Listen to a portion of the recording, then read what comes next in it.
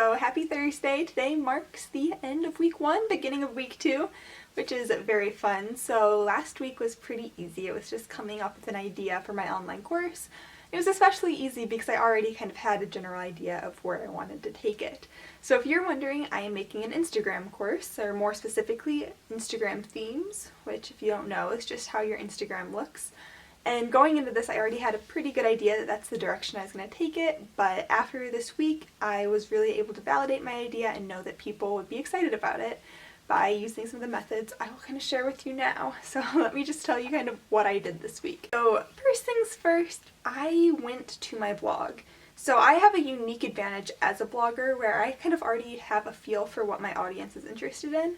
So I checked my blog's analytics, I was looking at what my most popular posts were, and all of them had to do with Instagram for the most part.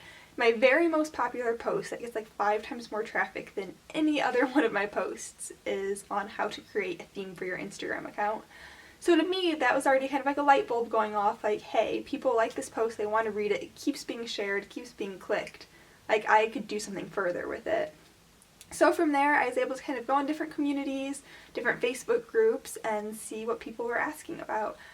You know, big one for me was blogging communities on Facebook. I'm part of a lot. So I was kind of searching Instagram themes in the search bars in relevant communities, and a lot of people, you know, wanted to critique on their themes. They wanted to know how they could create a theme, things like that.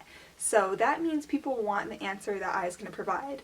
So it kind of helped me be like, okay, like this is definitely a good idea, good direction to go into. The great thing about creating a course on Instagram themes is you can really create a tangible transformation when somebody can look at how their Instagram looked before they took your course and how it looks afterwards, and it's going to look so much better afterwards, hopefully.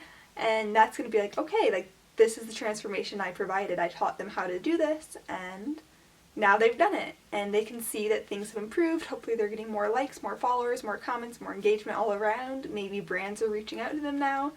All of that adds up to a successful course when people can see that there's been a transformation. Now the thing is, Instagram themes aren't going to make anyone money in and itself. Somebody having a beautiful Instagram without anything else, they're not going to make money. And a lot of people think they can only teach a course if it's going to make somebody money. And while, like, yeah, some of the tips I talk about might lead somebody to getting a brand collaboration, that's not guaranteed. I'm not advertising it as such. It's just a little perk that could happen. So that doesn't mean my course can't be profitable or that people aren't going to buy it because there's not a steadfast return.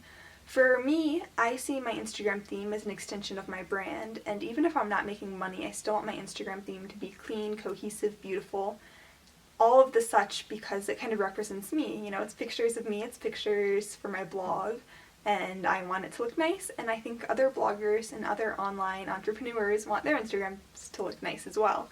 So as long as there's some benefit from somebody taking your course, maybe you're going to teach them how to paint, and you know, you're probably not going to turn them into, you know, Picasso, and they're not going to be making millions of dollars, but you can provide stress relief, a fun hobby, you know, a good way to let out some creative energy, and you just have to advertise your course in a way that's benefit driven, even if that benefit's not money.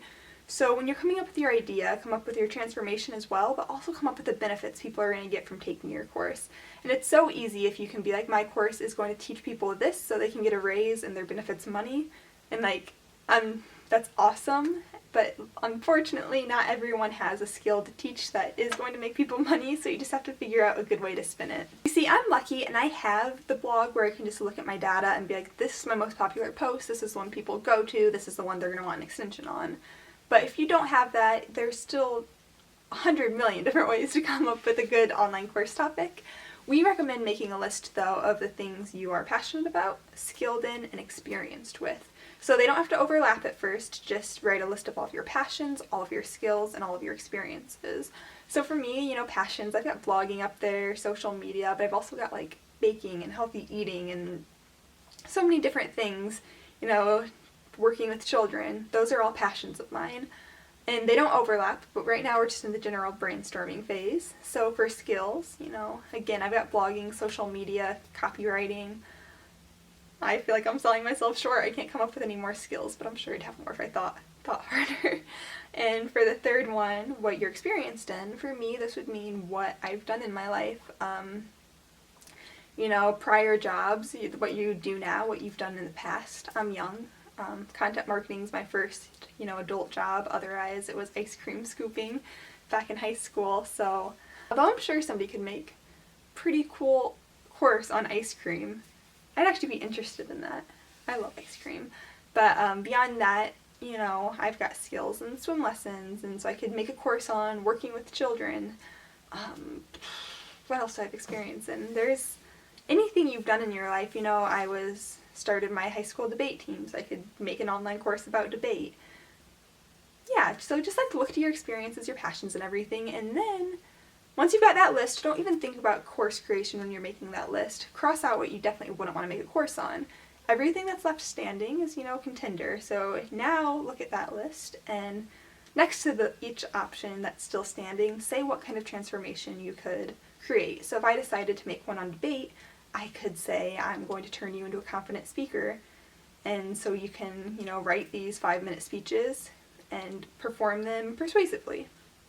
And so my transformation was I'd be turning somebody from a timid speaker into a confident one.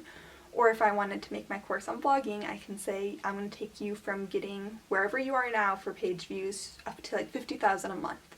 That's going to be the transformation.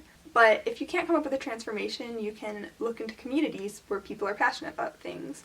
So I was also a runner, so I'd go to cross country, and I can't think of a good course idea for cross country right now, but maybe I'd go onto a cross country Reddit and I would see, you know, what questions people were having. Maybe I could make a course on how to deal with shin splints or something like that. So really, once you dig deeper into a topic, you are going to find that people have questions on that topic, but it just is up to you whether or not you want to write and create a course on that specific transformation or not. But that's why we did all this brainstorming in the beginning, so you have a lot of ideas to choose from. So as always, I'm going to have the blog post that's, you know, related to this video linked down below. I hope you guys all follow along and create your own course. Let me know what your ideas are in the comments, either the blog post or the YouTube video. I'm going to be using the hashtag #MTCreatesACourse. And that's going to be used a lot more as I start creating course content, I think, so that'll be fun. Yeah, leave your comments, thumbs up the video, subscribe to our YouTube channel, check out the blog, tweet me, hello Morgan Tim, @Teachable, all of those things. So I will see you guys next week, and we will be talking all about creating a lead magnet. And everything you need to know about creating a lead magnet is going to be in the blog post linked below this video. So I'll be back at you next week and showing off my lead magnet. Bye guys!